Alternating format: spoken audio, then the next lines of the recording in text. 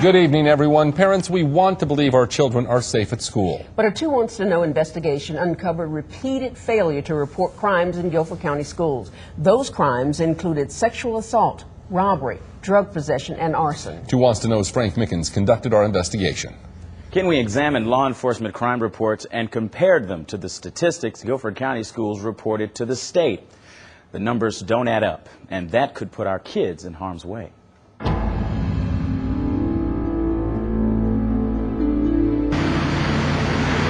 Fire started bursting. Just from looking at smoke, that building's history. The fire that ravaged Eastern Guilford High School did enough damage that day. It's just burning, you just can't get to it. Yet according to the school system's crime reports, it never happened. Obviously, we're not going to be back in that school ever again. Investigators quickly labeled it arson. I wonder all the time why somebody would burn it down. The crime brought a sorrow many will never forget, including PTSA President Pam Dawson. Who did not know that it happened?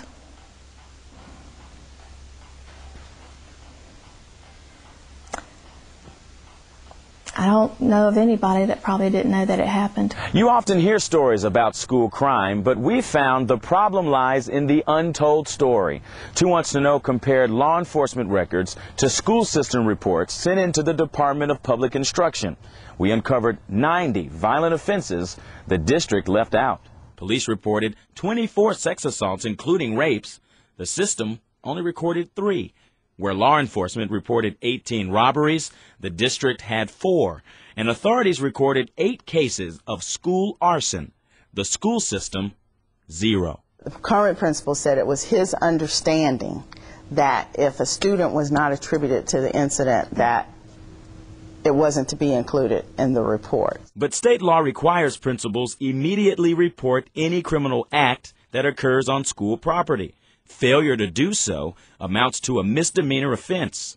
I've had principals who have actually told me that they don't need or should report certain things that are going in there because it reflects poorly on the schools and the system. And that makes it impossible to gauge the security in our schools.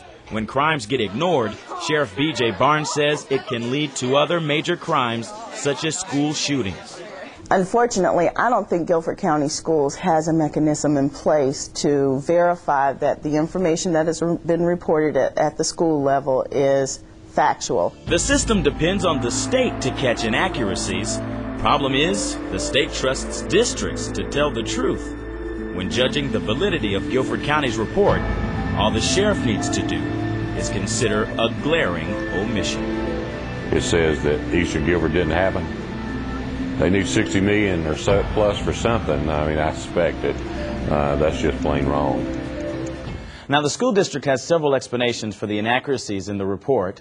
A spokesperson says the report does not include crimes that occur after school hours. She also noted police and the state have different methods of categorizing crimes. But from our research, neither of those factors would make last year's report accurate. The district admits human error could be involved here.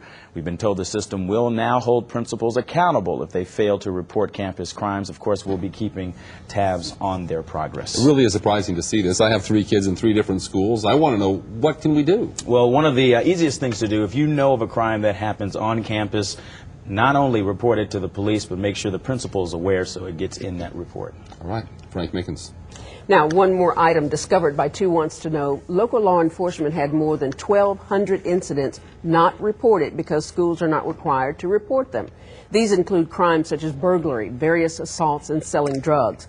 Another reason why the Guilford County Sheriff believes the report sent to the state doesn't accurately measure what's going on in our schools. We've made it easy for you to compare the numbers for yourself on digtriad.com. We posted the schools report on our website. We also have a complete breakdown of how the numbers stack up versus police records. You can also share your thoughts about this story. Just look on our homepage.